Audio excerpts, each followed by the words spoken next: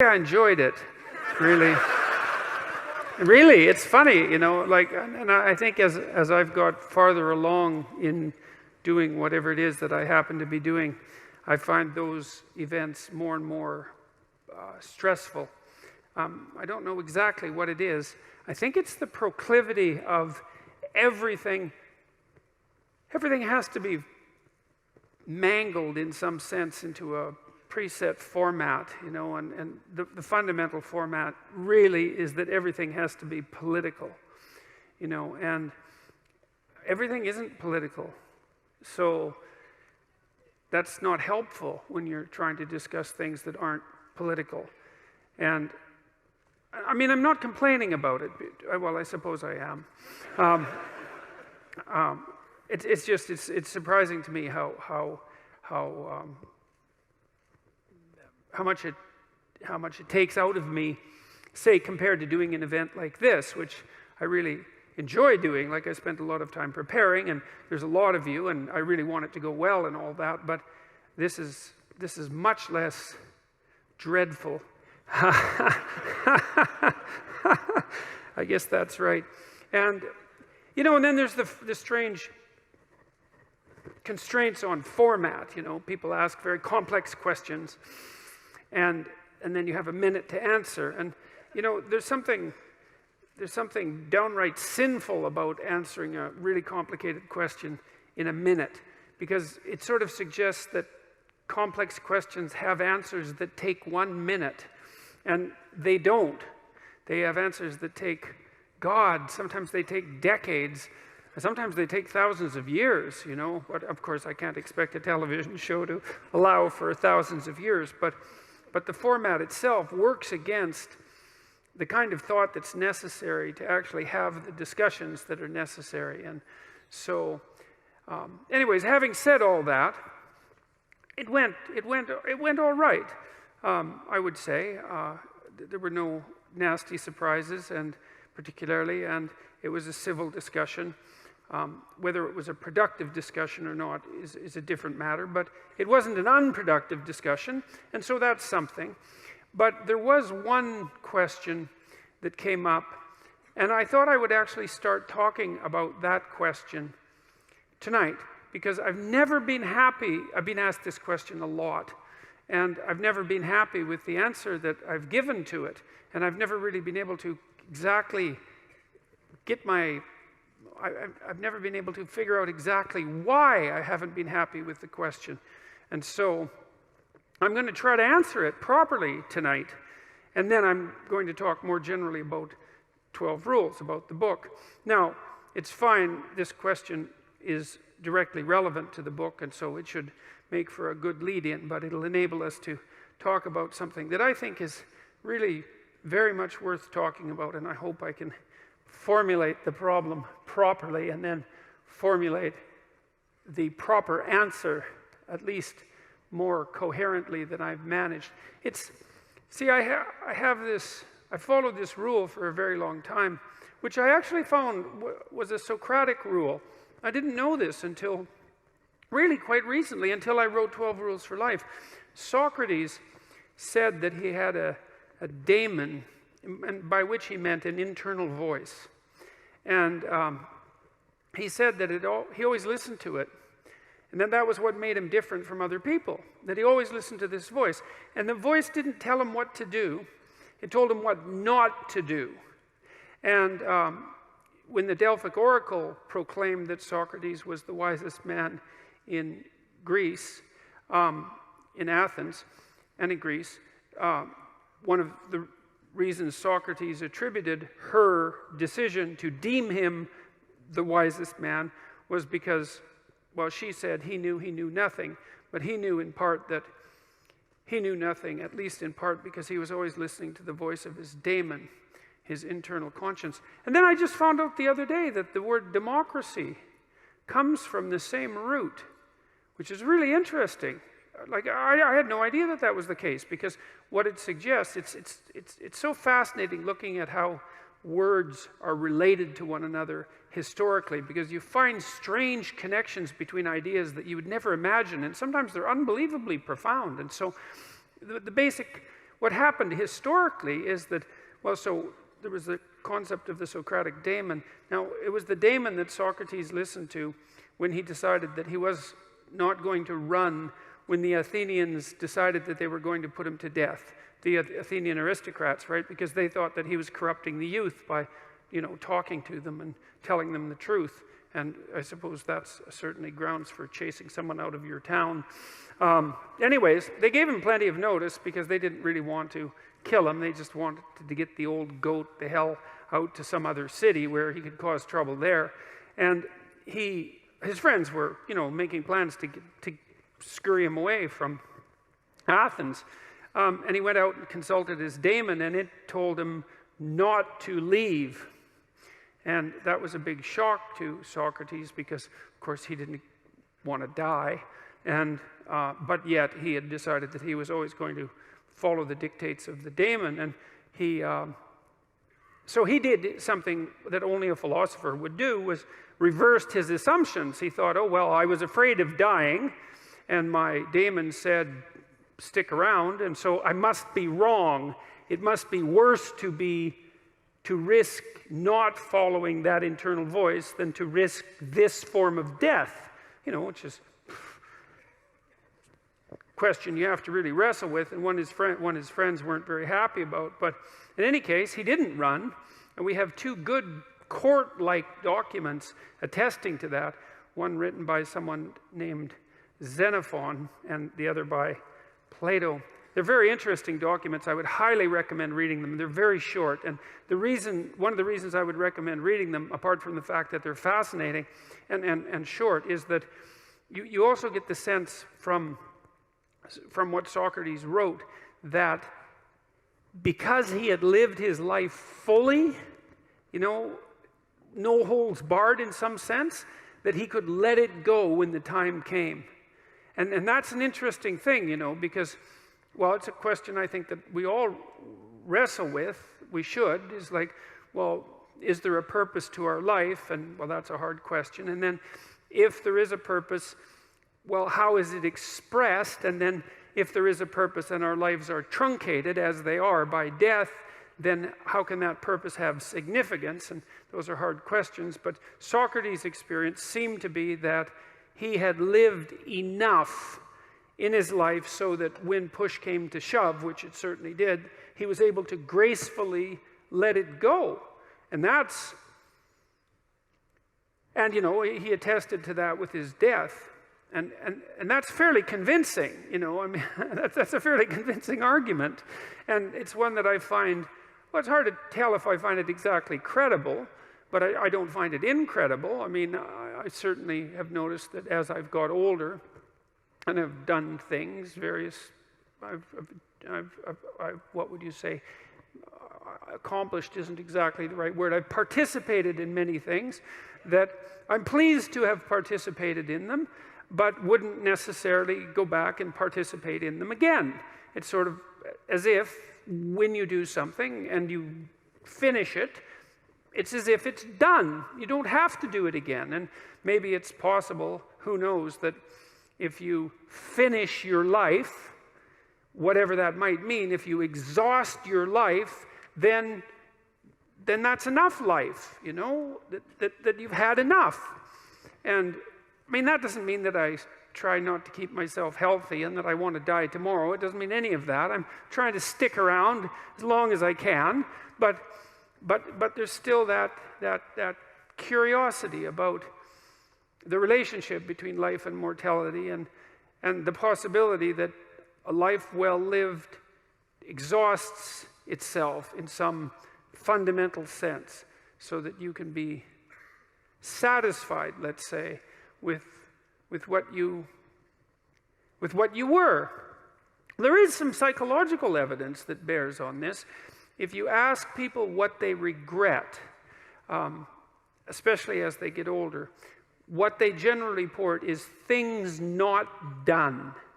So they don't regret so much mistakes they've made, although, of course, people obviously regret mistakes they've made as well.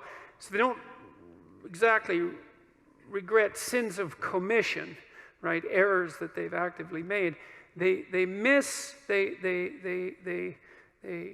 they torment themselves for opportunities that had presented themselves that they did not, let's say, exploit or engage in. And I think that's worth thinking about too, because one thing that I have become convinced about with regards to human consciousness, which I think is equivalent to the spark of divinity in some sense that our fundamental stories insist has been placed within us, is that human consciousness is that faculty that confronts potential itself.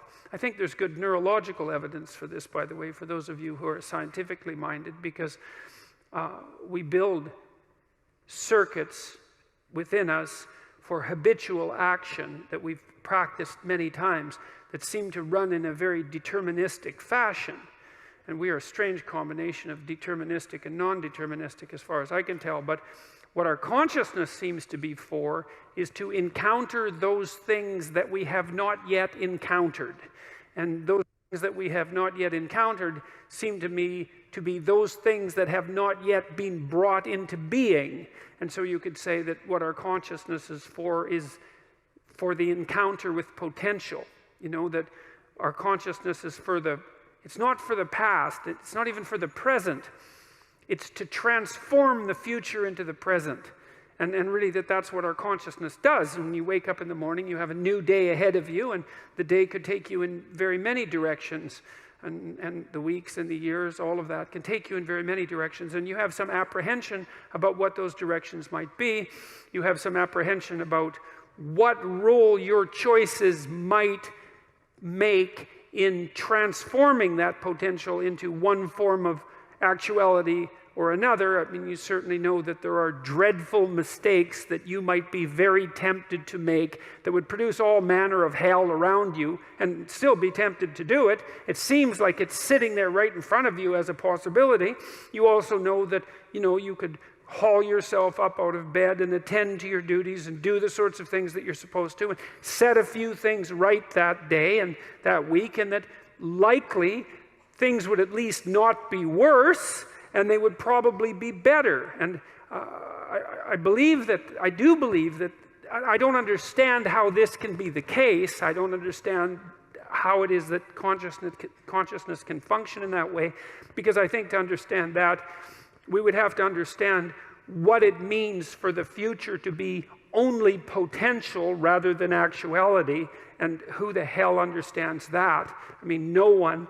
And then we'd have to understand how it is that our conscious choices and our conscious ethical choices transform that potentiality into actuality, into reality, into the present and the past. And we certainly act as if we believe that that's what we do. We upbraid ourselves. For example, when we do a bad job of it, we're upset with our children and those we love if we don't believe that they're living up to their potential. We're guilty and ashamed when we make choices that we feel are inappropriate. We understand to some degree that the manner in which time lays itself out has something to do with the ethics of our choice. And again, I would say that's a very deep idea. I think it's the most true idea I know. It's very emphasized, that idea emphasized in ancient religious stories such as those that are outlined in Genesis, or in Genesis with its strange insistence that, God is that which brings order out of chaos, formless potential, generates the world out of formless potential, and that we're somehow made in that image, which seems to me to be the case. And that the proper way, by the way, to go about acting in that image is to act in relationship to the potential that confronts you with truth and with courage, with careful articulation. That's the logos. And that if you do that, then what you bring forth is good. So anyways, those are all background ideas that are associated with 12 Rules for Life, and they have a bearing on this question that I want to answer tonight. And so I'm going to sit. I have some notes which I don't usually use, but I'm going to use them tonight because I haven't got everything about this particular notion memorized in some sense yet, because I'm still working it out. But that should work out okay. So we'll see what happens.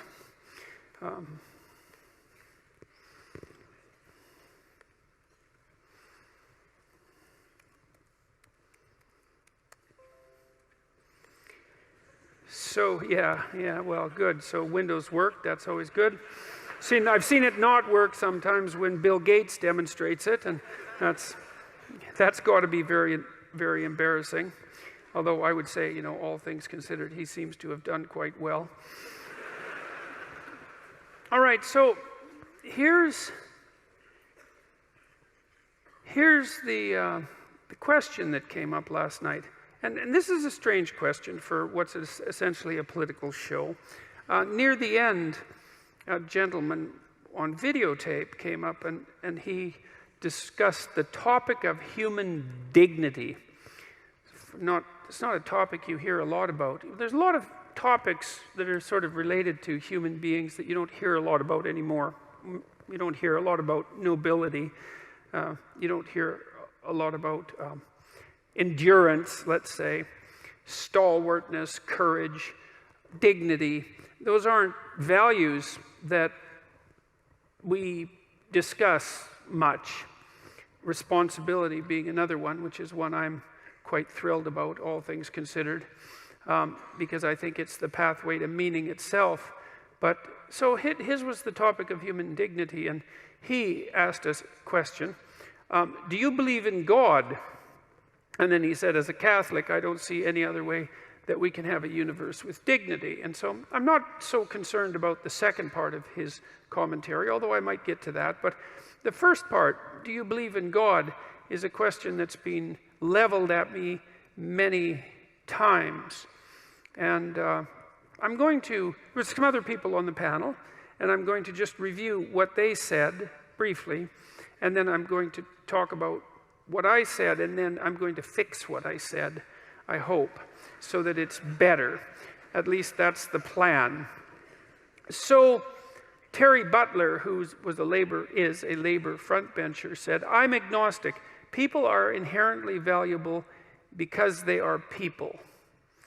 And no, that doesn't work out very. It's one of those 1-minute answers, except it's actually only 10 seconds, because you can make the opposite argument, and people do all the time. You know, like the Club of Rome, for example, which was an organization in Rome, logically enough, formed in the 60s, was very much concerned about the terribly detrimental effect that human beings were having on the planet, and I believe it was one of the Club of Rome members who coined the idea, and if it wasn't, it was someone who was thinking exactly the same way, so it works out either way, that human beings were something approximating a cancer on the planet, you know, because of all the terrible things we were doing ecologically and so forth. That was back when people believed we were going to overpopulate the planet to such a degree by the year 2000 that there would be widespread privation and starvation, which, by the way, if you haven't noticed, there isn't. And you know, if you look at the terrible things that people do, apart from the despoiling of the natural environment, let's say, there's all the, you know, malevolence that's associated with human interactions and also human social systems. And it isn't so obvious as a consequence of that you can make a straightforward case that human beings are inherently valuable merely because they're human beings, because you can make an equally logical case from first principles that they're inherently, well, destructive, or that they should be perhaps limited in their ability to procreate, or that they are a catastrophe for the planet as a whole, or that our entire history is nothing but a sequence of what would you call unrequited malevolence, and that people generally can't be trusted. And so I don't find that answer particularly satisfying. I think it's just self-referential. People are inherently valuable because they are people. It's like, well, you don't really get anywhere with an answer like that. So she's agnostic, but then she has this idea, despite her agnosticism, that you can make the case a priori with nothing buttressing it that people are somehow inherently valuable. And it seems to me that that requires a little more depth and a little more explanation for it to actually be convincing. You know, it's like it's not obvious to me that people themselves think that they're valuable all the time. Often they don't think that at all. They certainly don't think that often when they're depressed. They certainly don't think that when they're suicidal. They don't really think that when they're ashamed or guilty or frustrated or disappointed or angry or waking up at 3 in the morning and tormenting themselves with their consciences. They don't necessarily think that when they're fighting with their family or when they're upset at work or, you know, when things go wrong in life. And so it's not so bloody obvious that people are inherently valuable. And then you might also notice that it's kind of easy to think that some people are more valuable than others, sort of like an animal farm, you know, where the animals were all equal except that some animals were more equal than others. But it's very easy for human beings to think that about other human beings, because no matter where you look in human societies, there are rank orders of value, right? In any hierarchy that we produce that's associated with some ability, we find that some people are so much better at whatever it is that they're doing that it's an absolute miracle, and most people are absolutely dreadful at it. And so, you know, if you were thinking about inherent value as something associated with an approximation of skill or competence, then it wouldn't be obvious from the structure of the world that people were inherently valuable in that manner either, because there's such a rank order difference in our ability to do things. You know, and you might say, well, that kind of averages out across things, but I don't think that's a very strong argument either. So it's bloody well not obvious, I'll tell you. It's not obvious where this idea that people are inherently valuable came from. That's a tough one. You know, and in aristocratic states or tyrannical states, it's certainly not obvious at all that there's any acceptance of the notion that people are inherently valuable. It's like there's no necessary presumption of innocence, for example, and you don't have any sovereign right to your own destiny, like you're not granted the rights, not granted because that's the wrong way of thinking about it, your rights as a sovereign individual who has the responsibility and the capability to determine the destiny of the state itself don't exist. That doesn't exist as a concept, and so I don't see that there's anything there that speaks of inherent value either. So it's by no means an obvious concept. In fact, I think it's one of the least obvious concepts that human beings have ever come up with, that each of us in some strange manner is to be attributed some divine spark, let's say, that makes us equal in some fundamental way before God, you know, before the reality of the universe itself, even in relationship to our own laws. I mean, if you want a miracle for an idea, I can't think of one that's more unlikely than that. So I've been puzzling over that for a very long time, because I cannot understand why in the world that idea ever came to be, or how in the world we ever agreed to act as if it was true. It's really something, and we should let that go. We let that idea go to our great peril. It's a fundamental, remarkable, fundamental idea. And what's so interesting about it too is that once you have that idea, weird as it is and improbable as it is, and you start to organize your social relationships in accordance with it, well, then they work. You know, so my rule too is treat yourself as if you're someone responsible for helping, and it's sort of predicated on the idea that regardless of your inadequacies and your malevolence, which, you know, I'm sure you have many inadequacies and no shortage of malevolence, just like everyone else. Regardless of that, you have a moral obligation, so that would be a responsibility, to assume that despite all evidence, that there's actually something of intrinsic worth about you, and that as a consequence, you're duty-bound to treat yourself like that is true. And then it turns out that if you do that, well, then your life gets better. And I don't mean happier exactly, although I would say it gets happier. I mean it gets richer and more meaningful and deeper and more worthwhile, and you become more educated and you become wiser and you treat yourself with more respect, and you're a better model for other people, and you're a better father or better sister or better mother, whatever it happens to be.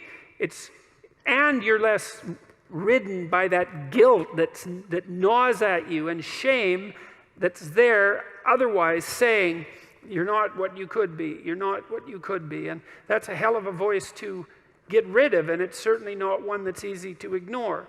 So that's a pretty good, that idea that there's something divine, let's say, that resides within you of ultimate worth. Even as a philosophical statement or a psychological statement rather than a metaphysical statement, it seems to be a precondition for establishing properly harmonious relationships with yourself. And that's worth thinking about a lot, that you have, because you could think that in some sense you just own yourself, because people do kind of make that claim, especially when they're trying to justify, for example, their right to suicide, that, it's your life, it's your body, you're yours to do what you will with. And if that was true, well, then it would seem to me that life would be a lot more straightforward, because you would just tell yourself things that you would instantly obey and believe. So first of all, you'd tell yourself all the things that you were going to do, and then you just run off and do them, which you don't, obviously, because it's much more difficult at that. And then you'd also say, well, enough of the guilt and the shame and the negative emotion and the disillusionment and the vengefulness and all those things that make life hard, especially the self-recrimination. It's like, what the hell do we need that for? And if we're our masters of our own destiny and owners of our own fate, then why can't we just command to ourselves that be dispensed with? And that doesn't work. I've never seen anybody able to do that. So, you can fool yourself for very brief periods of time into thinking that might work, but it doesn't work, and that's strange. And this is one of the reasons I love the psychoanalysts, because they were really the people, apart from the religious types, who figured out that whatever you are, you're not a unitary spirit that's under your own dominion. You're something like a loose unity of a multiplicity of spirits, many of which are doing their own thing, which you're striving to bring into some form of unity. But even that unity isn't something that's under your control in any real sense. It's a unity that has its own nature that you have to exist in relationship to. And I would also say that that's one of the things that keeps people's feet firmly on the ground, because otherwise it's easy to become egotistical and narcissistic. If you think that you're the center of your own being, in some fundamental sense, then you're only beholden to yourself. You're sort of a self-created creature. Perhaps you could think about it that way. But it doesn't work like that. It's like the ideal that constitutes the unity that you might become then sort of manifests itself as something that you could strive toward but aren't. And it also serves as a judge. It's the thing that keeps you up at night saying, there's some things you're just not attending to, and you should get at it, because life is short and there's no shortage of trouble that you might end up in, and a wise person would attend to the dictates of his conscience and lay out his actions in the world according to what he knows to be true and correct. And that is how people think. And it isn't obvious why we think that way. This is part of the reason that it seems to me so obvious that we have a religious instinct, because I can't think of what else you would possibly call that other than a religious instinct. Nietzsche, when he proclaimed the death of God, which by the way was no triumphant proclamation, because he also mentioned that we would never find enough water to wash away the blood, which was his what would you call it, prognostication for the 20th century, and a very accurate one at that. He believed that we would, in some sense, have to become as gods in ourselves in order to replace what we had lost. He thought that the collapse of the Judeo-Christian structure would be absolutely catastrophic for the West, and I believe that he was correct. And that the way out of that would be that we'd have to create our own values. We'd have to take the place of what was once, let's say, externalized and divine onto ourselves.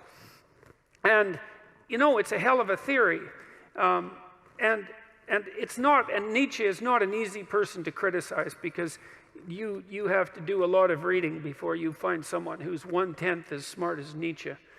He has this funny line about his books. It's really quite comical. He said, takes most writers a whole book to write what I can write in a sentence.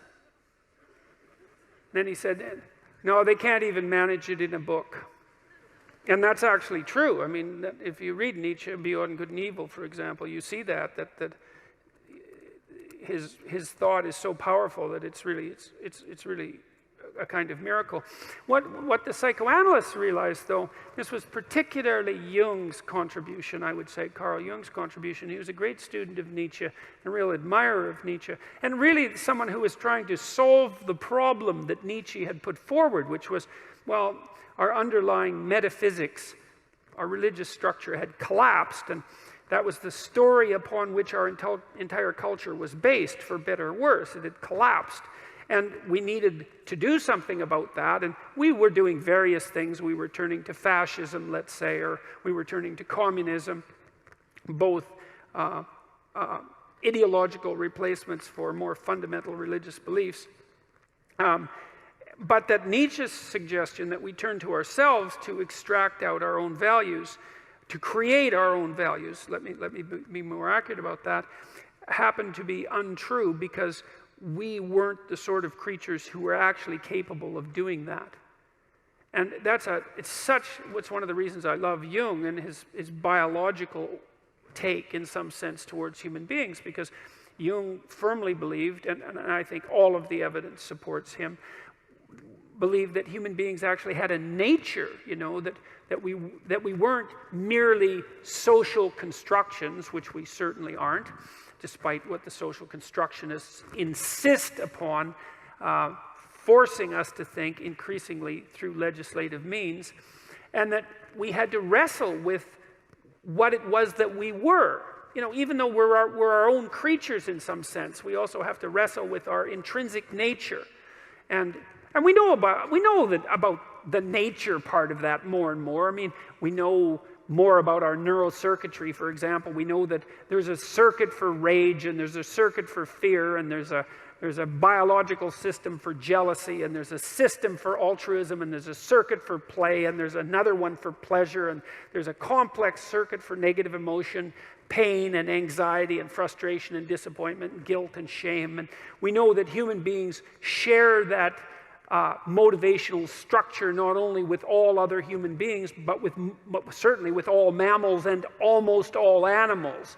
And so that biological component of us is unbelievably deep, right? It's tens of millions, hundreds of millions, and even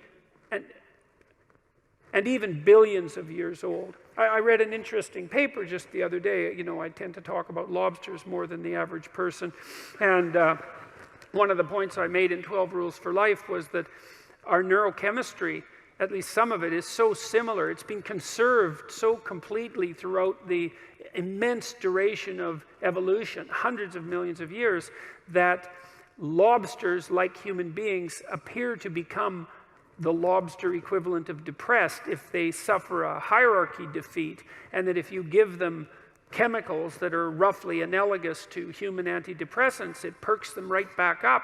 Their posture improves, and they'll go off and fight. And you know, when I first discovered that, it just blew me away. I never recovered from it. I thought, my God, really, that the continent is 350 million years of continuity in the structure of those systems. And you know, we know the serotonin system, which is the system I'm talking about, does govern your observation of where you sit in a social hierarchy, like it does for many, many animal species, and as one consequence of that, regulates your emotions, so that if it sees that you're a relatively high status creature in your local environment, then it tends to allow you to feel more positive emotion and less negative emotion. And if it sees you as a low status creature in your local comparative environment, then it does the opposite. It overwhelms you with negative emotion and suppresses positive emotion. And so, you know, and that's really bad. No one likes that. It's fundamentally, there's really nothing worse that can happen to you than that, to have those emotions adjusted in that manner, so that the incentive reward and the motivation and the positive emotion vanishes from your life. So there's nothing to be enthusiastic or excited about, and all of the negative emotions, pain, disappointment, frustration, grief, all of those terrible negative emotions are tremendously magnified. No one wants that. It's the last thing you want. Perhaps it's the last thing you want. And, you know, that's partly why people are very, let's call it, what would you say? They're willing to fight for their position in their status hierarchy, and even for the existence of the hierarchies themselves. So anyways, it is the case that human beings have a nature, and we have to contend with that nature, and so we can't just create our own values. And what Jung, especially Jung, Freud started it, but especially Jung, believed that, well, in some sense, what had happened was that we had lost the externalized religious narrative that had been projected by our imagination out onto the world. You know, you think about the constellations and the names of the constellations, and the idea that the skies were populated by gods. You know, that was an externalization of our imagination, right? Projected out into the world. We were seeing the world through our imagination, and which is exactly how we do see the world. And as we proceed, we're better able to distinguish, let's say, what's imagination from what's objective world. But that doesn't mean the imagination disappears or that it's without value, because the imagination is part of what helps us, let's say, confront the future, because we do that with our imagination, and to compose things in possibility before we realize them in actuality. So for Jung, the world of gods just collapsed within, back into the imagination, and it was into the imagination that we had to go again to discover what we had lost, to discover these lost values. And that's akin, in some sense, I suppose, to rescuing your father from the belly of the whale. A very brilliant intellectual tour de force to manage that supposition, especially back when he did it. And I think I see no evidence whatsoever that he was wrong, given, as I said, our radical inability to command ourselves as if we are our own in some fundamental way. We seem subject to intractable moral laws. And I'm not trying to make a case for the accuracy of those laws necessarily, or for their metaphysical origin, but I am trying to make a case for their psychological and phenomenological reality. You definitely experience them insofar as you suffer, let's say, from the pricks and arrows of your own conscience. And I doubt if there's a single person in this room who doesn't regularly suffer in that manner, and some of you suffer like that virtually all the time, which can also be a problem. In any case, it's interesting to note that we're not exactly masters in our own houses, and that's such an interesting thing to note, because you think, well, if we're not masters in our own houses, well, what is it? Is it just a chaotic internal structure? Is it merely the voice of nature and nature's various instinctual subsystems? That doesn't seem to be correct, because we do integrate them into something approximating a unity. There's more than just the basics of nature. We have language, we have communication, we have culture. We build up above nature something that's more than nature, but we're still beholden to it. The question is, well, what are we beholden to? What is this that we're beholden to? And socially, politically, and individually, that we cannot escape from? Well, so that's part of the question. Do you believe in God? Well, that's part of the answer, actually. And, it's no bleak answer. But the first thing I'm trying to say is, try controlling yourself. Try acting as if you're the fundamental source of your own values, independent of any, what would you call it, transcendent ethical structure. Just see if you can do that. But try it for a week, try it for a month. I've never met anybody that could do it, not even for a moment.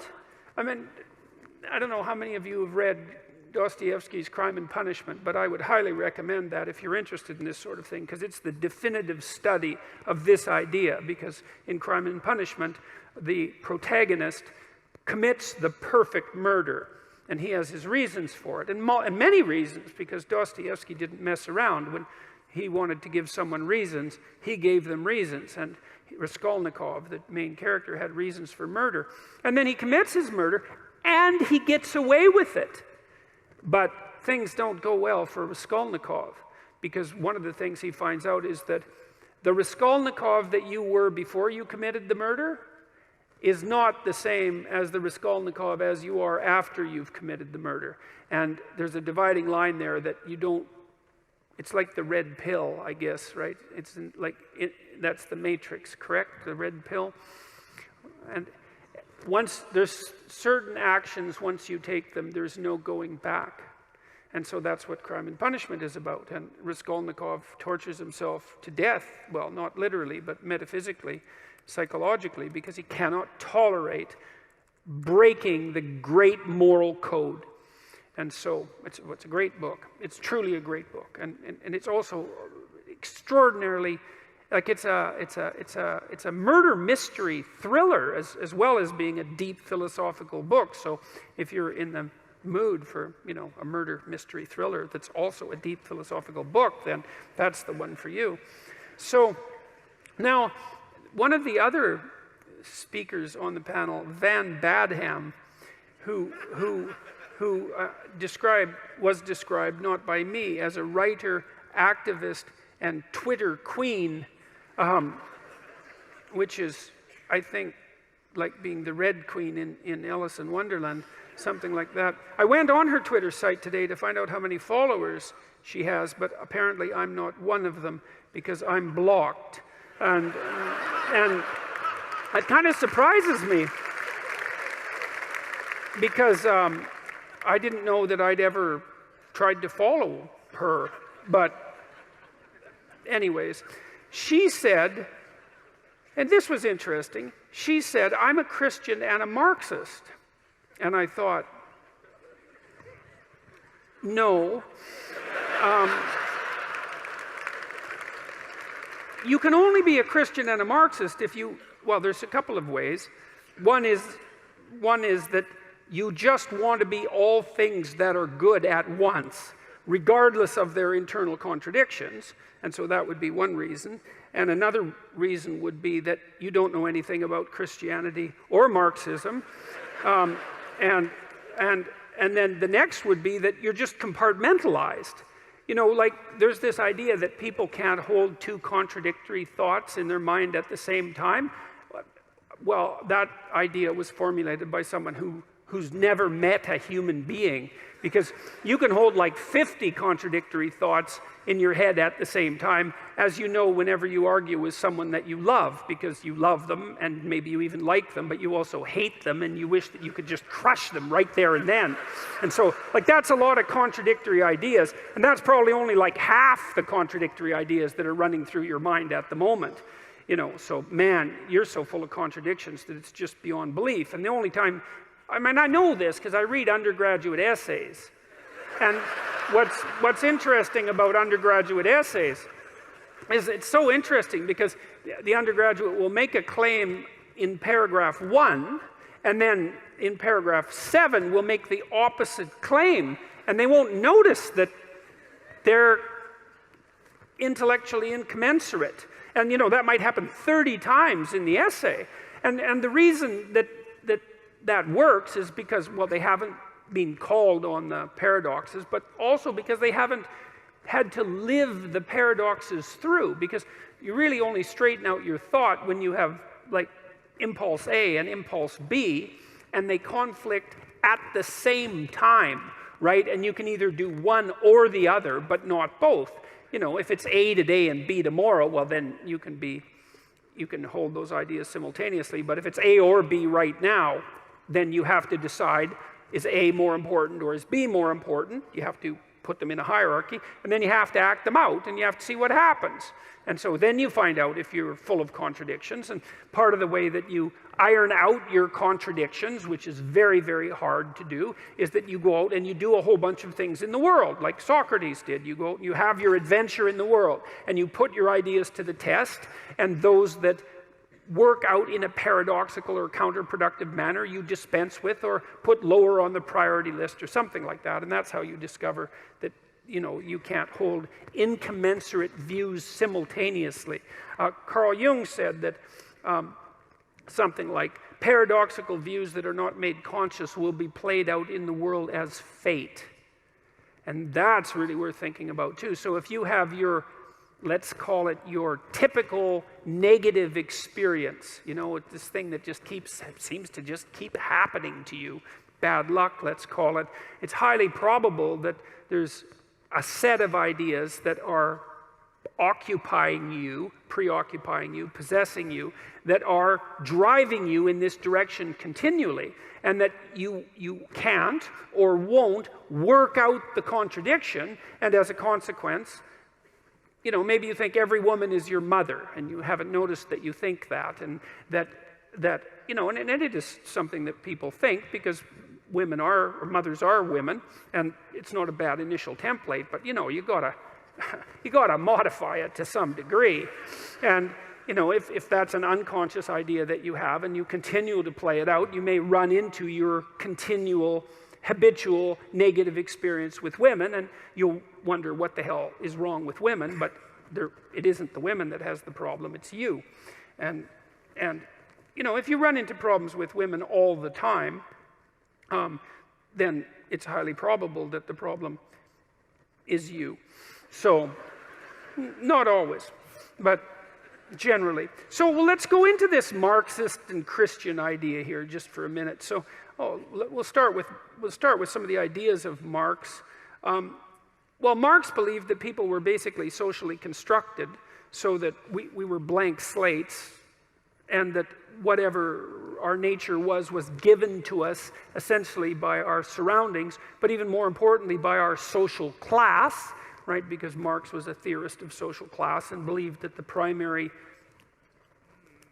dispute, let's say, the primary motivator of human history, the primary driver of human history was something like the rich versus the poor, the bourgeoisie versus the proletariat, and that was a consequence of your social upbringing, and that your group identity was paramount. Okay, so there's nothing about that that's vaguely Christian. That's not how the Christian worldview works. It's not how the Judeo-Christian worldview works, because in that worldview, you're fundamentally an individual. Your nature is fundamentally attributable to you by God. You're fundamentally responsible to God, and and history itself is something like the playing out of your relationship to the transcendent. So those things aren't the same. They're not commensurate. You can't believe both of them at the same time. Marxism is a materialistic philosophy. It's predicated on the idea that, essentially, an idea that Dostoevsky criticized in great depth was that if you just made people rich enough, let's say, if you deprived them of their privation, if you equalized their economic status, let's say, that the utopia would come to light upon earth. And, you know, I have a certain amount of sympathy for a viewpoint like that, because, you know, who likes starvation and misery? You know, there's nothing positive to be said about that. But I think Dostoevsky was right, too, in his criticism of Marxism, although he wasn't directly aiming this at Marx, in Notes from Underground, where he noted that, you know, if you gave people what they wanted in terms of, let's say, bread and circuses, if they had, as he said, nothing to do but eat cakes and busy themselves with the continuation of the species, which is kind of a nice phrase, that the first thing they would do is take a hammer and smash things just so that something improbable and strange would happen, just so that we could have our way. You know, and it's kind of a recapitulation of the idea of original sin in Dostoevsky's subtle manner, is that we're the sorts of creatures that, you know, what did he say? We're ungrateful. That's the thing that primarily distinguishes us from animals, is we're ungrateful and that we can curse. That was what he thought made us different than animals. And that even if we got what we wanted materially, that wouldn't satisfy us, because we're not the sorts of creatures that can be satisfied with material possessions, let's say, or material comfort, because it isn't even obvious that we're after comfort. I mean, what do you want? You want to just lay in a feather bed and eat peeled grapes all day? I mean, maybe for an hour or so, that might not be a bad idea, but, you know, it's going to get dull pretty quick. You're going to go out looking for trouble. And it's certainly possible that the more material resources and the easier they were to get that you have at your disposal, the more creative ways you're going to find to cause yourself trouble when you go out and look for trouble. And that's a testament to the human spirit, and Dostoevsky knew this. It's like, well, whatever we're here for, it isn't the utopia of equal material distribution. We're not looking to be fed and asleep, you know? And I don't know what it is that we're looking for. God only knows. Maybe what we're looking for is to continually keep looking, something like that. I mean, that's the sorts of creatures that we are. But the materialist philosophy is that, well, if you just provided for people economically, problem over. And no, wrong. I mean, most of you are, as given that you're going to be ill in one way or another, and that you're still subject to mortality and all of the terrible natural limitations that human beings are characterized by, you're about as well off as you're going to get. You know, the economic data already show that once you have enough money so that bill collectors aren't chasing you, which basically puts you, say, at the kind of in the upper reaches of the working class, or maybe the lower end of the middle class, something like that, that additional money has absolutely no effect whatsoever on your self-reported well-being, which is something like a combination of positive emotion and absence of negative emotion. So you might like to think that, you know, if you were rich, your life would be better. And maybe it would be somewhat better, but it wouldn't be as much better as you might hope. And that's because you'd still have most of the problems that people have. You know, you still maybe wouldn't get along with your sister, and you'd still get divorced, and maybe you'd even be more likely to. And there'd still be illnesses that would beset you. You'd be able to deal with them perhaps with some degree of more urgency. And you'd still have the problem with what the hell your life is for, and what you're doing on the planet, and how to conduct yourself in the proper way. And so we don't want to be too naive about materialism, even though we don't want to be ungrateful for its advantages. Marx also believed, well, I said this already, that, you know, history was basically characterized by the war of socioeconomic groups. That's been transformed more recently into the war of identity groups, which is the same damn thing, and it's the same old wolf in new sheep's clothing, as far as I'm concerned. That, you know, the best way to conceptualize human beings is, well, I don't know, whatever your damn identity is. Maybe it's sex for you, and it's ethnicity for you, and it's gender for you, and God only knows what it is for you. And, you know, and that's who you identify with. And all there is in the world, and this is the postmodernist view, is hierarchies of people in these identity groups struggling for dominion. You know, and that's a quasi-Marxist viewpoint. It's just a variant of the bourgeoisie versus proletariat theory of history, which is a foolish theory as far as I'm concerned, and certainly not one that we need to take forward into the 21st century, although we seem, you know, destined to insist that we do so. He believed that the revolutionary overthrow of the oppressor class was necessary and morally demanded, and that turns out to be a little bloodier than I would say the typical Christian, Judeo-Christian ethic might require, because it doesn't require you to take up arms against your evil overlords and, well, put them in gulags and kill them by the millions, for example. And that to me seems to be an important difference. There's no, in the Judeo-Christian tradition, there's no guilt, there's no group guilt, right? You're guilty and of different things, I presume, and that's your problem, but maybe you're also innocent. Who knows, you know, but whatever, it's on you. It's not a consequence of your racial heritage or your ethnicity or your gender, any of those things. It's between you and God, let's say, or it's between you and the state even, but at least it's between you and the state or God. It's not like, well, you know, your father was a factory owner, let's say your grandfather, and so it was perfectly reasonable during the Russian Revolution and the Red Terror to vacuum you up along with your whole family and do away with you because you'd been irredeemably tainted by your bourgeoisie past. So that's another place where Marxism and Judeo-Christianity are, they're not just different, like they're opposite. You know, it's not just variant 1 and variant 2. These are like seriously different ideas. And so there's another reason you can't be a Marxist and a Christian, is if you.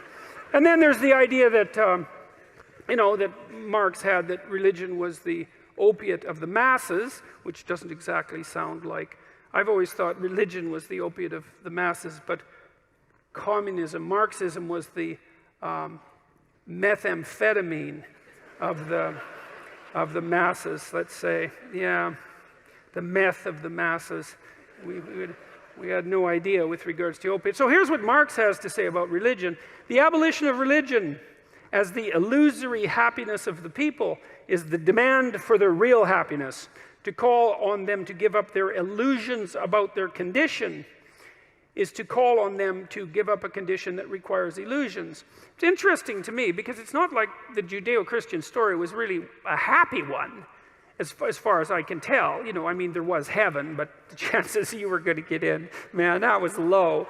And mostly it was a fair bit of original sin, you know, and a fair bit of you wrestling with all of your inadequacies and your proclivity towards malevolence, to pick up your cross, to bear your suffering, to understand that, you know, there is a war in your soul between the forces of good and evil. It's like how that's an opiate is beyond me. I mean, if I was going to design an opiate that made people feel better, I'd certainly dispense with a fair bit of that. It's like, whatever you do is okay. We could start with that. There's certainly no hell. That's something we're going to get rid of right away. A little less guilt and shame would be, it can be like a hippie cult in the 1960s, you know, with a little more marijuana and some free sex, something like that. So I don't really understand the illusion idea. There is Marx's criticism, I suppose, of the belief of, you know, the great father in the sky who still doesn't seem to me to be that, like, he's sort of still kind of a nightmarish creature, all things considered, since at least in principle he's keeping track of everything you do, even more than you are, and that's not such a good thing, but whatever. So it's a foolish criticism, as far as I can tell. It doesn't matter, he still criticized it. The criticism of religion is therefore in embryo the criticism of that veil of tears of which religion is the halo.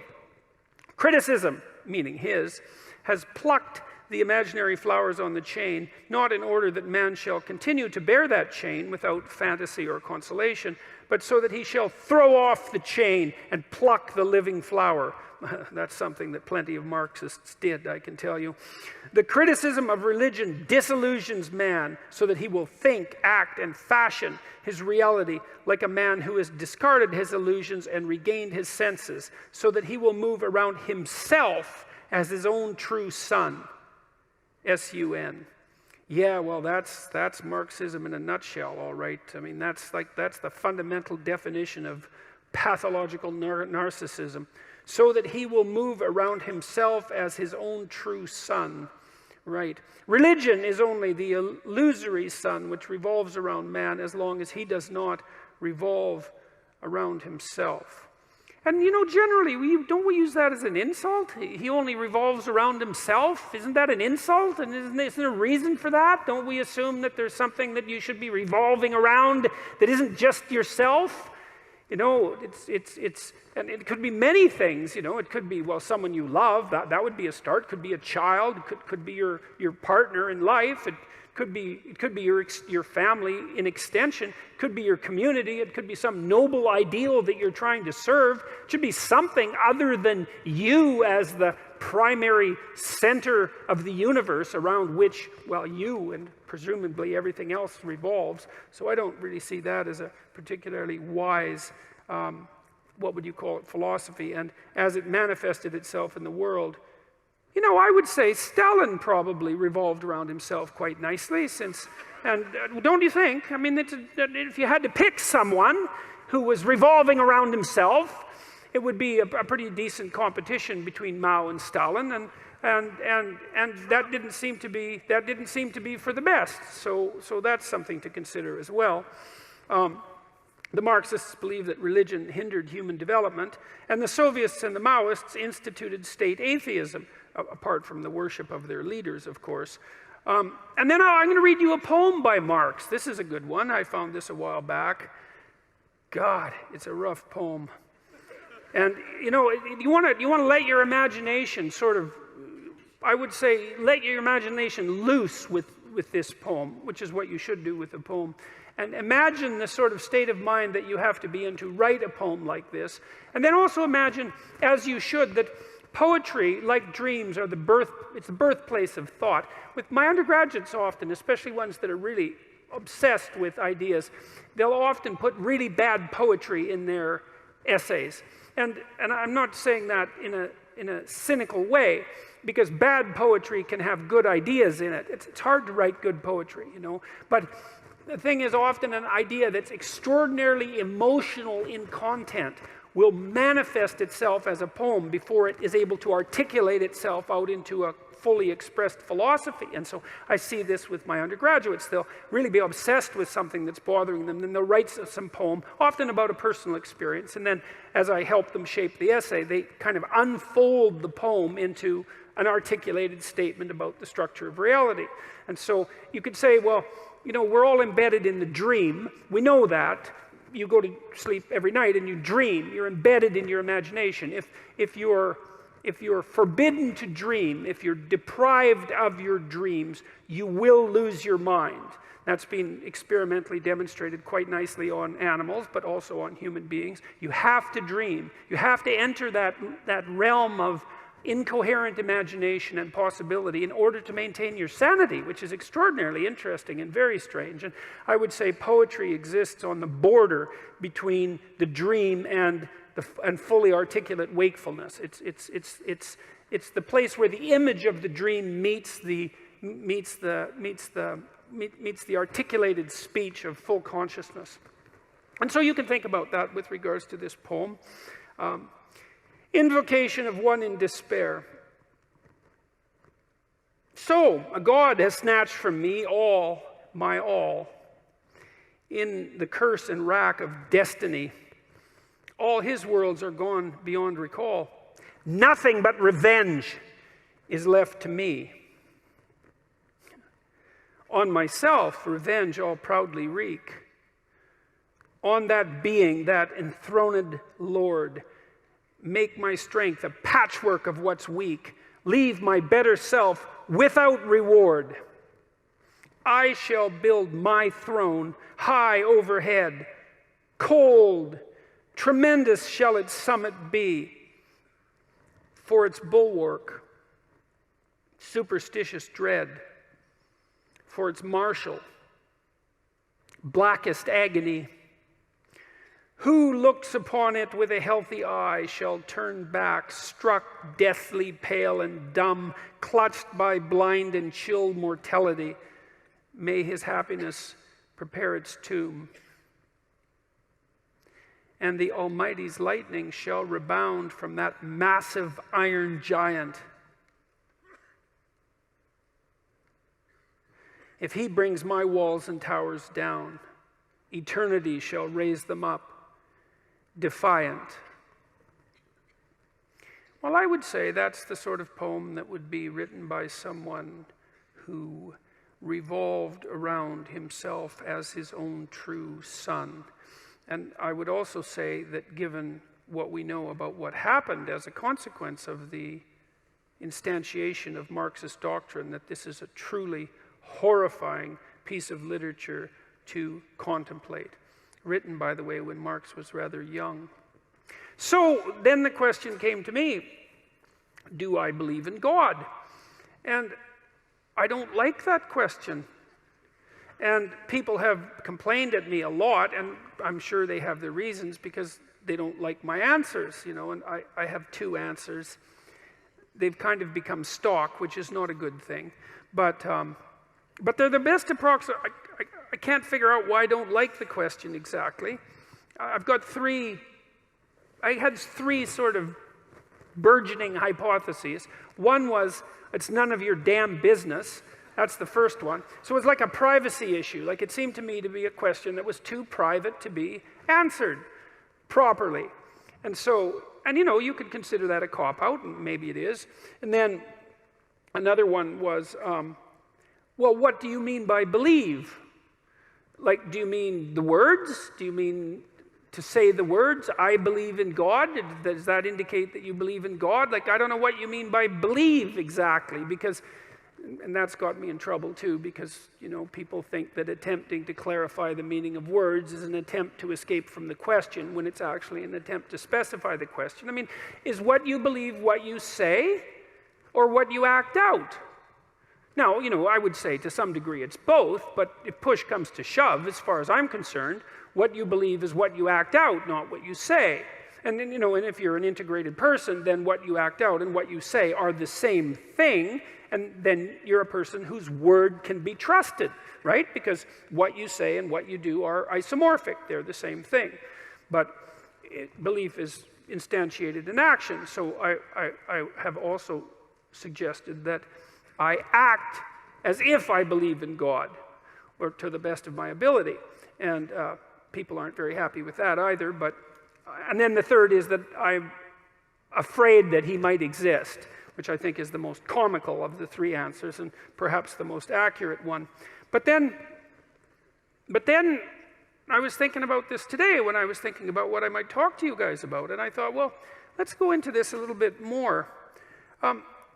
Let's say you do believe in God. You say, I believe in God. It's like, okay, well, that's hypothetically pretty impressive, I would say. It's like you believe that there's a divine power that oversees everything, that is fundamentally ethical, that's watching everything you do, and you believe that. And so what effect does that have on your behavior if you believe it?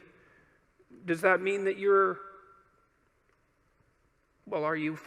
are you all in on your beliefs? Are you sacrificing everything to this transcendent entity that you proclaim belief in? Have you cleansed yourself of all your sin, let's say? Are you making all the sacrifices that you need to make? Like, have you taken the mote out of your eye? No. Or are you in the same situation, let's say, that the Catholic Church seems to be in right now? Just out of curiosity, it's a good time to bring that up, since the Pope seems to be concerned with what's been happening with the Catholic Church, given the endless pedophilic scandals, let's say, which seem rather serious in my estimation, and might have been something that was cleaned up perhaps 100 or 1,000 years ago. And it's being taken seriously perhaps now, and perhaps not, because it's not so easy to determine exactly what it would mean to take that seriously. And you might say, well, are all the people who are committing these heinous actions and then covering them up, if you ask them, well, do you believe in God? What are they going to say? Well, you'd think the answer would be yes, given that they're like priests, and yet, what's the evidence? Well, the evidence isn't exactly so clear that the mere statement, let's say, or the mere acting out of the ritual, let's say, and I'm not trying to denigrate the statement or the ritual, but I'm pointing out that that's no indication of you're right to say that you believe, because you got to, and I think this is why it's bothered me to answer this question. It's like, well, what right do I have to say that, to make that claim? I believe in God. Well, what's the claim? Is that the claim that I'm a good person somehow? Because you'd think that if you believed in God, actually, like seriously, that you'd be a good person, like right now, because, well, for obvious reasons, I would think. And so if that hasn't happened in some sort of miraculous sense, so that you're the best person you could possibly imagine being on an ongoing basis, and terrified of of deviating from that path in a serious manner, then I don't see why you have the right to say that you believe in God. You know, one of the things Nietzsche said about Christianity, he was a great critic of Christianity, although also a great friend in a very peculiar way, in that sometimes your best friend is the one who points out your weakest properties, let's say. He said, as far as he was concerned, there was only one Christian, and he died on the cross. And that's a, you know, perhaps an extreme statement, but one worth giving some consideration to. It's like, well, then you look at what are you called upon? Let's say if you're going to proclaim yourself as a believer, you know. And I thought about this a lot as I've gone through the Old Testament. I did a bunch of lectures last year, and so what are you called upon? Well, you're called upon initially to act out the spark of divinity that's within you by confronting potential with the logos that's within you, which means to take the opportunities that are in front of you, the potential future, and to transform it into the present in the best possible way, using truth and courage and careful articulation as your guide. So that's the first thing you're called on to do. That's a major deal there. That's a tough one. And then the second is to make the proper sacrifices. That's the Cain and Abel story. It's like you want something, you genuinely want it, you want to set the world straight, then you let go of what's necessary and you pursue. You let go of what isn't necessary, no matter what it is, no matter what it is. And then you pursue what's necessary. And then maybe you sacrifice your children to God. That was the story. That's one of the next stories that comes up, of course, and you think, well, that's pretty damn barbaric, and the way the story's laid out, of course it is, but that isn't exactly what it means. It means that what you try to do when you raise children is that you try to do everything you can to impress upon them by imitation and by instruction and by love and by encouragement that they are crucial beings in the world whose ethical decisions play an important role in shaping the structure of reality itself, and that they have the moral responsibility to do that. And you get your ark in order, that's your family, let's say, so that when the storms come, you can stay above water for the 40 days of flooding, and you're capable of leading your people through the desert when the desert makes itself manifest, and you can escape from tyranny properly because you're wise enough to see it. And you take the full burden of being on yourself, all the suffering that's part and parcel of that. You accept that voluntarily, let's say, and you do everything you can to confront the malevolence that's part of you and that's part of the state and that's part of the world. And you make a garden around you. That's the paradise, a walled garden. It's a walled, well-watered place, so the forces of nature and society exist together in harmony, and you place your family in that so that they can live properly. And you treat your enemy as if he's yourself, and the same with your brother. And, well, then you can say, then maybe you can say, maybe then you have the right to say that you believe in God. Otherwise, maybe you should think twice about it. Because, you know, there's a line in the New Testament that Christ himself says. Two of them, I should read them too, because they're very relevant to this. I guess I could paraphrase them. A rich man comes up to Christ and says, good leader, good Lord. And he asks him a question about how it is that he should be a good person. And Christ says, don't call me good. There's no one that's good but God. And, you know, that's worth thinking about. I mean, the one person that in principle, in our ancient stories, had the right to make some direct connection between himself and the divine, was unwilling to do it when challenged. And so it might be reasonable to assume that each of us could be much more cautious about making that sort of statement bluntly when we're asked. And then the other line is, not all those who say, Lord, Lord, will enter the kingdom of heaven. Got that about right? Which means something approximating, just because you make a claim to moral virtue, let's say, your belief in God, which I can't see how you can make a higher claim to moral virtue than that. You know, I mean, agnostic, atheistic, I don't really care.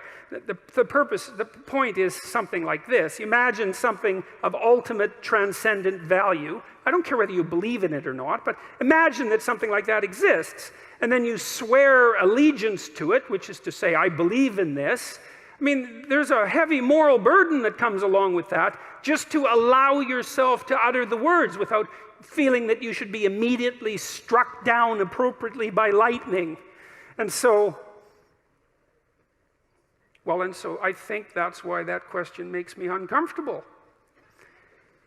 It's that I don't think I have a right to make that proclamation. There's another thing, too, that I learned when I was going through these biblical lectures. It was a fascinating thing to do. It was the story of Jacob, who became Israel. And Jacob was a real trickster, you know. He was a morally ambiguous figure, to put it mildly. I mean, he tricked his older brother out of his birthright. And he was full of tricks.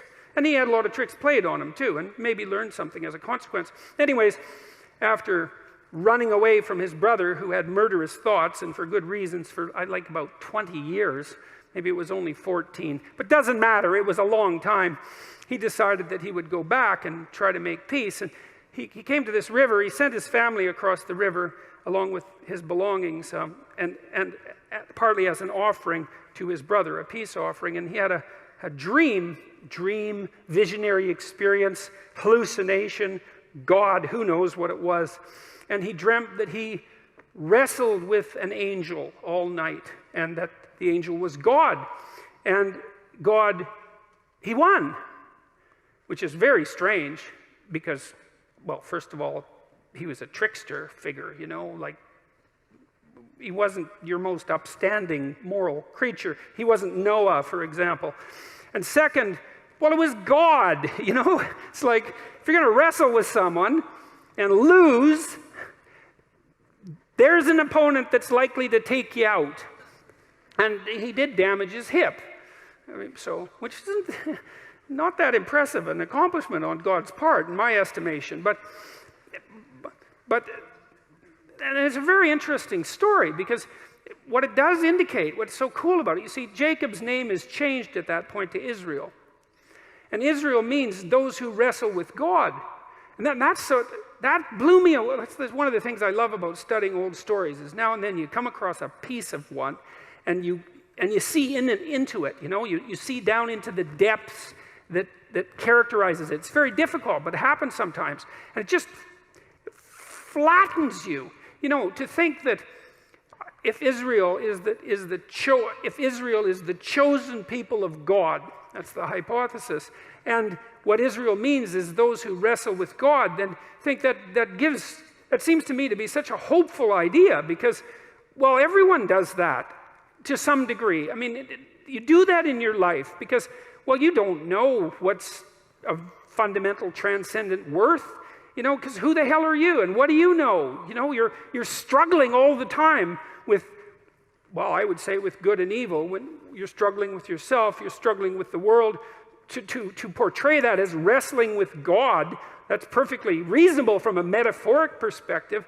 And the idea that that's what characterizes the true people of God is that willingness to wrestle. That's really something, because it kind of indicates that you're here as a contender, you know?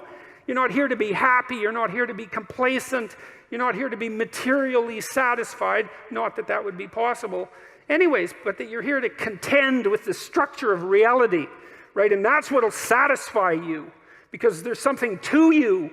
You know, you're not weak and nothing. There's something to you. There's certainly something malevolent and terrible. I mean, you know that. You look at how people behave. You look at the blood and catastrophe of our history. You can certainly see the absolute hellish depths of the human soul, but there's something that takes root in that and grows up out of that that's absolutely magnificent beyond belief, and that's looking to contend. You know, and I've often thought that I've been fortunate in my marriage, because You think, well, you get married and you live happily ever after. It's like,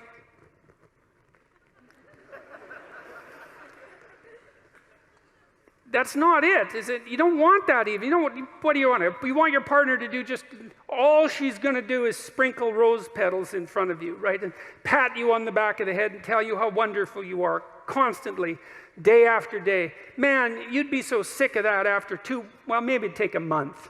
But let's say 2 weeks. You'd be, because you know, she should be more on the side of who you could be than on the side of who you are. And if she's deluded enough or terrified enough to worship you in your current form, then, well, that doesn't say much for her. And it certainly isn't very helpful for you. You want someone that's going to get in the way now and then, you know, and to contend with. And I've been fortunate in my marriage because I have someone to contend with. You know, we have our discussions, and they're not easy. Well, partly because we have hard problems to solve, because life is full of hard problems. I want someone who will stand up, you know, and have her say, even if it's not what I would say. And maybe I'm even willing at times, because she's quite intuitive and a good dreamer, and I'm more facile verbally. And so we have to be careful in our relationship, because if I'm in a particularly ornery mood and she has something to say, I can usually slice up her arguments verbally, you know. And that's fine as far as I'm concerned, because I get to win. But it's stupid.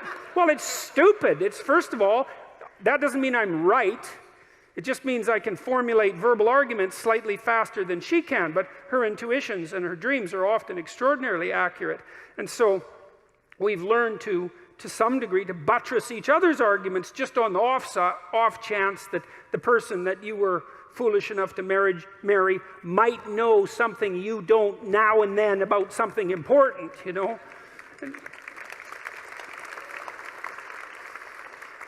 And so what do you want? Well, you want someone to contend with.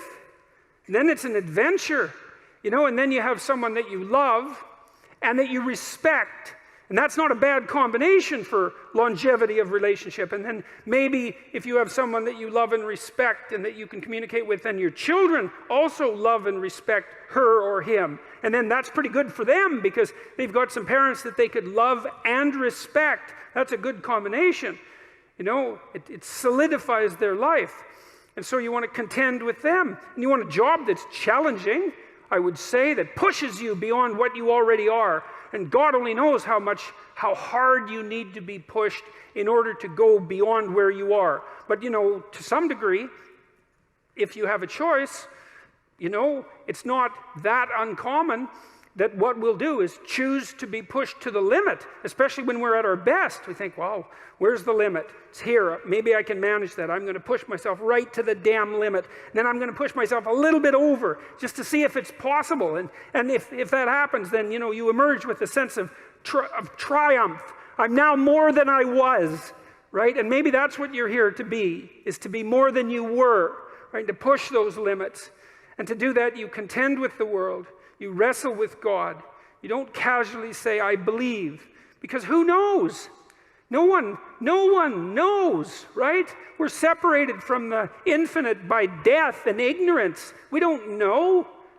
We contend, we wrestle, you know, and in that maybe we find our destiny. At least we find our purpose. We find something that justifies us to some degree. You know, if I'm awake at night wondering, and I think, God, you know, like I pushed myself as far as I could in this effort, whatever the effort that I'm considering happens to be. I pushed myself. I don't have a weight on my conscience because I let something go or I failed to accomplish something. I mean, I do often have those sorts of weights. I'm talking about the rare times when I don't.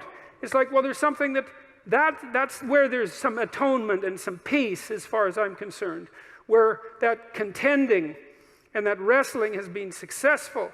And I would say that insofar as you're deeply involved in that, like completely involved in that, thoroughly involved in that, then you have the right to say that you believe in God. And since I'm not like that 100% of the time, or even approximating the percent of the time that I would like to be like that, you know, despite my best efforts, then when people ask me, I'm not going to say something virtuous like I'm a believer, because there's plenty wrong with me that needs to be fixed before I would dare utter words like that. Thank you.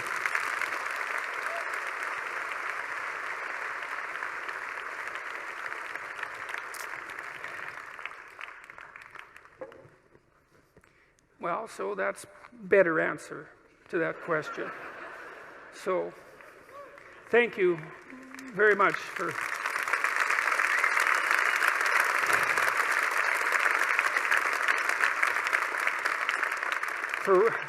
walking through that with me, let's say. Now, you have all, not all, many of you have asked some questions tonight using this nifty little device called Slido, which I really like. And so now what I'm going to do is spend 20 minutes or so looking through the questions that you asked and seeing if I have anything that isn't completely incomprehensible and embarrassing to say about them. So let's try that. Well, this is a strange one. I don't know about you people from Sydney. So it's from Kathy Newman, which strikes me as somewhat unlikely.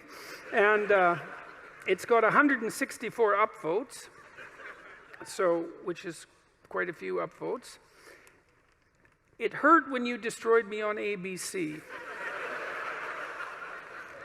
Now, I don't know if that's referring to last night or so many months ago, but I have enrolled in university to get my facts right. Yeah, well, that probably won't work.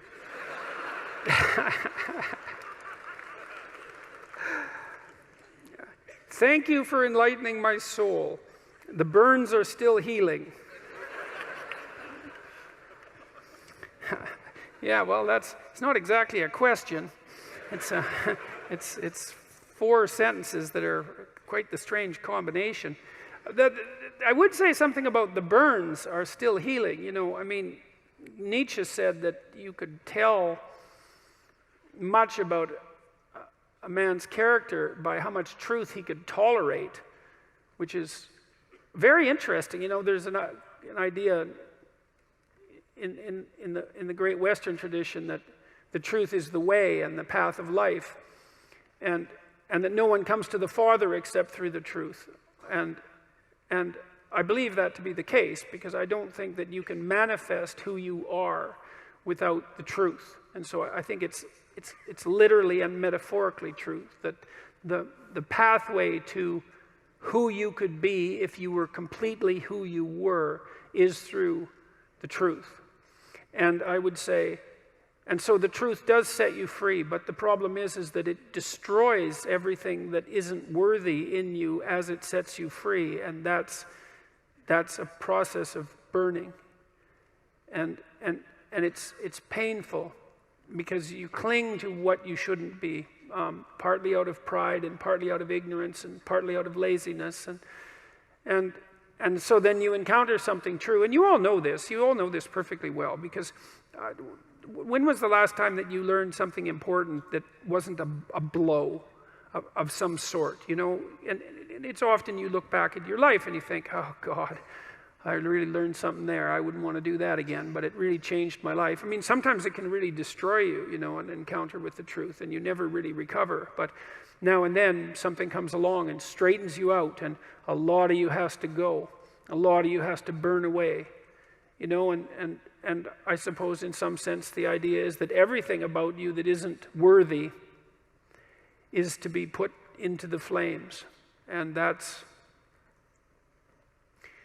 another reason to be not so casual about claiming what you believe, because it isn't something that you undertake without due caution. You know, I learned when I was a kid, about 25 or so, a little older than a kid, that almost everything that I said was one form of lie or another. And I wasn't any worse, I would say, than the people that I was associating with, or any better. And the lies were manifold, you know, they were attempts to win arguments for the sake of winning the argument, that might be one. Attempts to indicate my intellectual prowess when there were competitions of that sort. Maybe just the sheer pleasure of engaging in an intellectual argument and winning. My inability to distinguish between ideas that I had read and incorporated because I had read but hadn't realized that I hadn't yet earned the right to use, all of that. And, you know, I had this experience that lasted a long time. Well, I would say it's really never gone away. And I think this was the awakening of my conscience, essentially. And I didn't realize this until much later when I was reading Socrates' Apology. This voice, for lack of a better word, made itself manifest inside me, and it said every time I said something that wasn't true, and that's usually what it said. That's not true. You don't believe that. Or there was a sensation that was associated with it. I don't think this is that uncommon, you know. I asked my psychology classes for many years in a row if they had an experience, that they had a voice in their head, let's say, it's a metaphor, or a feeling that communicated to them when they were about to do something wrong. And it was universally the case that people agreed with one of those statements or another. And the other thing I would ask is, well, do you always listen to it? And of course the answer to that was definitely no. But that's also very interesting, you know, that you can have this faculty, this conscience. This seems to me to be very tightly associated with the idea of free will, is that you can have this internal voice, this daemon, the root word for democracy. Oh yes, I didn't finish that story. So yes, well, it's important. Well, so Socrates' daemon told him it was his moral guide. And democracy appears to be predicated on the idea that the polity will function if people attend to their consciences. That's the overlap of those conceptualizations. And well, first of all, I think that's the case, you know, and it makes a certain amount of logical sense. I mean, if we assume that the political state is something like the emergent consequence of the decisions of all its citizens, we would assume that the wiser the decisions of the citizens, the more upright and functional the state. I can't see how it could be any other way. And perhaps those who are the most upright, who listen to their consciences more carefully, even play a disproportionately powerful role. It's certainly possible. So, anyways,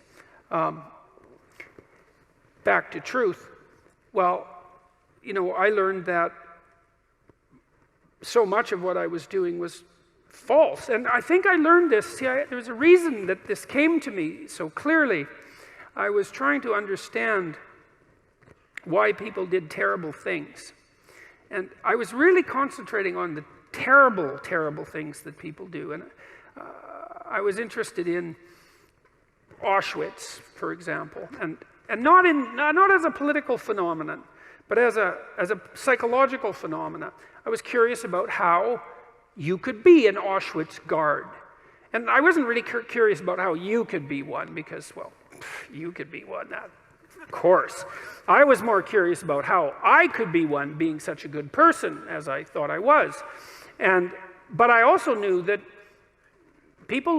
many people did many terrible things during the 20th century, and the idea that I was somehow better than them, or that I should assume a priori that I was better than them, and that I wouldn't have made the same choices or worse had I been in the same situation, was a very, very, very dangerous supposition. And in fact, a sufficiently dangerous supposition to bring about the very danger that I assumed was worth avoiding. I had this idea, you know, that what had happened, especially in Nazi Germany, but also in the Soviet Union, shouldn't happen again. That what we needed to do, because of what happened in the 20th century, especially because we also managed to create hydrogen bombs, that it was and that we had become so technologically powerful that there wasn't time for that anymore, that time for that was over, and that we really needed to understand why it happened, and that perhaps we could go deep enough in that understanding, which is, I think, what happens when you go deep into understanding, so that you could stop it. Because if you understand a problem, maybe you can solve it, you know, and at least in part, I came to believe that the problem was, as Solzhenitsyn said, that the problem is that the line between good and evil runs down every human heart. And I was reading Jung at the same time, you know, and he believed that the human soul was a tree whose roots grew all the way to hell, and believed also that in the full investigation of the shadow, which was the dark side of the human psyche, was that it was bottomless, essentially, that it was like an experience of hell. And that also struck me as true. And that the way to stop those sorts of things from happening was to stop yourself from being the sort of person who would do it, who would even start to do it. Because the other thing you learn when you learn about atrocities of that sort, you could read Ordinary Men, by the way, which is an unbelievably great study of exactly this sort of phenomenon. It's on my book list on my website. It's about a group of German policemen who were turned into brutal murderers over a period of months when they went into Poland after the Germans had marched through. And they were just ordinary middle-class men. And they weren't forced into this by their leadership, by the way, either, which was one of the things that makes the book so interesting. So for me, it was a matter of understanding that if we want this sort of thing to not happen anymore, then we have to start to become the sort of people who wouldn't do it, which seems rather self-evident, all things considered, unless, you know, you believe that we're the pawns of social forces, for example, like the Marxists do. And I don't believe that, because we're also the creator of social forces. And we're also capable of standing up to social forces, because I would say the individual is more powerful than the social force, all things considered, interestingly enough, that the way to stop such things from happening, the way to remember properly, is to understand that you could do it, that you could do those terrible things, because the people who did them were like you, and that the way out of that is to stop being like that. And the way you stop being like that is, well, at least in part, by ceasing to tell yourself lies that you don't believe in, and that you know you shouldn't act out. And, you know, and that's made a huge difference in my life, for better or for worse. I mean, it was a very uncanny experience, I would say, because it's very discombobulating to experience yourself as fragmented enough so that much of what you do and say is actually false. It's a lot of work to clean that up, a lot. But the consequences are, in principle, worthwhile. And so that was part of what, understanding that was part of what drove me towards clinical psychology, say, and away from political science and law and from politics in general, because I started to believe that, and I think this is the great Western idea, which people were quite irritated about, by the way, on Q&A last night as well, that the proper route forward for the redemption of the individual and for mankind as a whole is as a consequence of the redemption of each individual. And I truly believe that. And I believe that that occurs as a consequence of adherence to the truth and courage in the face of being. That's rule one, right? To stand up straight with your shoulders back, is to take on the onslaught and to enter the contentious ring, and to do more than your best, because your best isn't enough, because your best isn't as good as you could be. You have to push yourself past that. And that's, as far as I can tell, where you find what you need in life. You find the meaning that sustains you in life, and you find the patterns of action that redeem the world, both at the same time. I mean, life is a very difficult business. You know, it's fatal, and it's full of suffering, and it's full of betrayal and malevolence. There's nothing about it that's trivial. It's all profound. And in order to find your way through all of that capacity for hellish experience, let's say, you need to develop a relationship with something that's profound. And you can. You have that capacity. And what could be more profound than the truth? And what would you rather have on your side? And you might say, well, that's obvious, and of course everyone should do that. And then you need to know why you don't. And the answer is, well, sort of encapsulated in this first amusing question, you know. Thank you for enlightening my soul. The burns are still healing. It's like, well, you know, there's no shortage of dead wood to burn off. And there's no shortage of pain when the dead wood burns off. And that's what makes people afraid of the truth. You know, maybe that's why Moses encountered God in a burning bush. Who the hell knows? But there's something about that idea that seems to me to be the case. And so, what's the decision that you make? You know, you decide to believe. You know, it's a risk, an existential risk. It's an act of faith. You believe that the truth can set you free. You believe that people have an intrinsic divinity about their soul.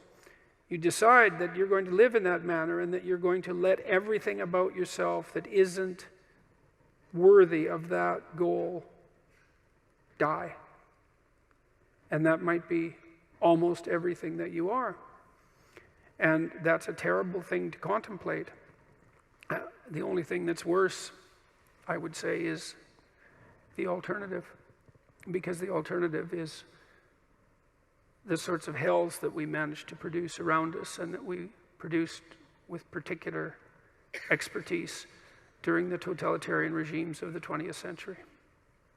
And it would be a good thing if we decided collectively and individually not to go back there again. Thank you.